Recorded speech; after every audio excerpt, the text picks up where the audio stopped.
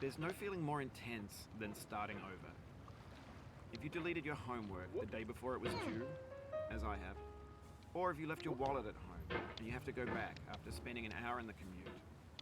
If you won some money at the casino and then put all your winnings on red but it came up black. If you got your best shirt dry cleaned before a wedding and then immediately dropped food on it. If you won an argument with a friend and then later discovered that they just returned to their original view. Starting over is harder than starting up. If you're not ready for that, like if you've already had a bad day, then what you're about to go through might be too much. Feel free to go away and come back. I'll be here. Alright, thanks for coming with me on this trip.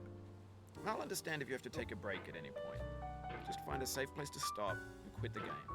And don't worry, I'll save your progress, always, even your mistakes. This game is a homage to a free game that came out in 2002, titled Sexy Hiking. The author of that game was Jazzuo, a mysterious Czech designer who was known at the time as the father of B games. And B games are rough assemblages of found objects. Designers slap them together very quickly and freely, and they're often too rough and unfriendly to gain much of a following. They're built more for the joy of building them than as polished products. In a certain way, Sexy Hiking is the perfect embodiment of a B game. It's built almost entirely out of found and recycled parts, and it's one of the most unusual and unfriendly games of its time. In it, your task is simply to drag yourself up a mountain with a hammer. And that act of climbing, in the digital world or in real life, has certain essential properties that give the game its flavor. No amount of forward progress is guaranteed. Some cliffs are too sheer or too slippery, and the player is constantly, unremittingly in danger of falling and losing everything. Anyway, when you start Sexy Hiking, you're standing next to this dead tree that blocks the way to the entire rest of the game. It might take you an hour to get over that tree, and a lot of people never got past it. You prod and you poke at it, exploring the limits of your reach and your strength, trying to find a way up and over. And there's a sense of truth in that lack of compromise. Most obstacles in video game worlds are fake. You can be completely confident in your ability to get through them once you have the correct method or the correct equipment or just by spending enough time. In that sense, every pixelated obstacle in Sexy Hiking is real. The obstacles in Sexy Hiking are unyielding, and that makes the game uniquely frustrating. But I'm not sure Jazzuo intended to make a frustrating game. The frustration is just essential to the act of climbing, and it's authentic to the process of building a game about climbing. A funny thing happened to me as I was building this mountain. I'd have an idea for a new obstacle, and I'd build it, test it, and it would usually turn out to be unreasonably hard. But I couldn't bring myself to make it easier. It already felt like my inability to get past a new obstacle was my fault as a player rather than as a builder. Imaginary mountains build themselves from our efforts to climb them, and it's our repeated attempts to reach the summit that turns those mountains into something real. When you're building a video game world, you're building with ideas, and that can be like working with quickset cement. You mold your ideas into a certain shape that can be played with, and in the process of playing with them, they begin to harden and set until they're immutable, like rock. And at that point, you can't change the world, not without breaking it into pieces and starting fresh with new ideas. For years now, people have been predicting that games would soon be made out of prefabricated objects, bought in a store and assembled into a world. And for the most part, that hasn't happened, because the objects in the stores are trash. I don't mean they look bad or that they're badly made, although a lot of them are. I mean they're trash in the way that food becomes trash as soon as you put it in the sink. Things are made to be consumed and used in a certain context, and once the moment is gone, they transform into garbage. In the context of technology, those moments pass by in seconds. Over time, we've poured more and more refuse into this vast digital landfill that we call the internet. It now vastly outnumbers and outweighs the things that are fresh and untainted and unused. When everything around us is cultural trash, trash becomes the new medium, the lingua franca of the digital age. And you can build culture out of trash, but only trash culture. B games, B movies, B music, B philosophy. Maybe this is what digital culture is. A monstrous mountain of trash, the ash heap of creativity's fountain. A landfill with everything we ever thought of in it. Grand, infinite, and unsorted.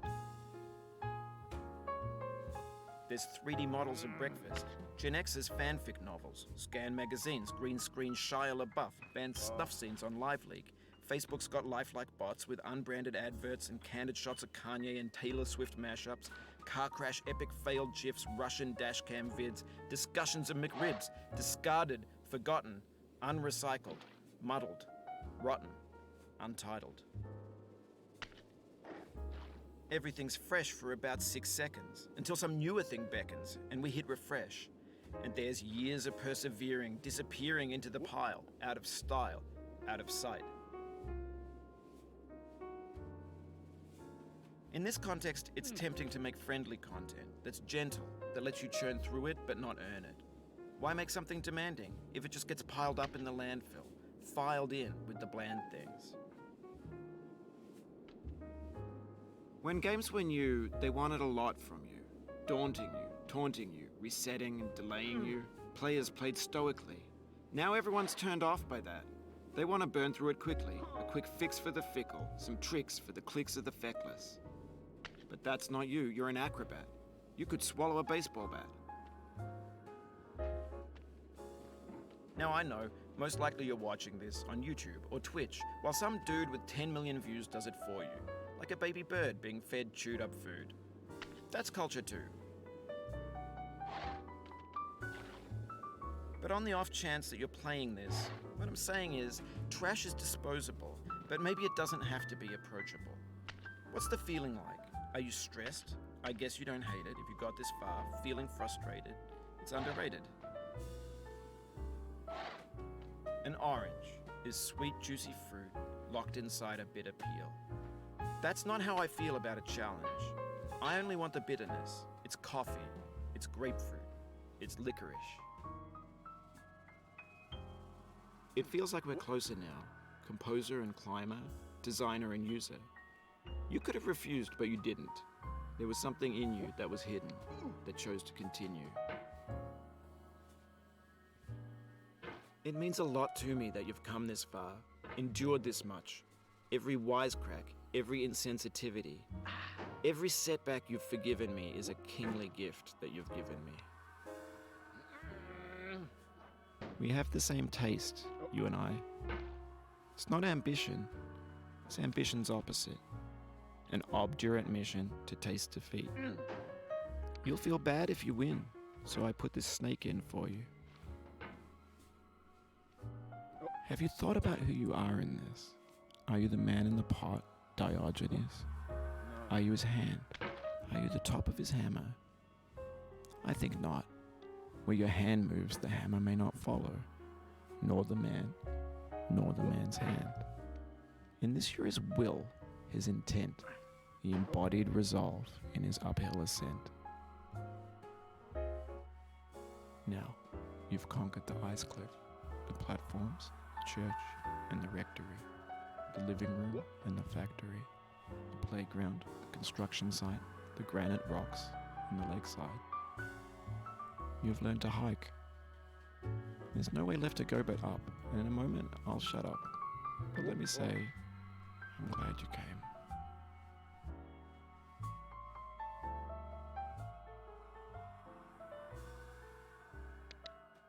I dedicate this game to you, the one who came this far. I give it to you with all my love.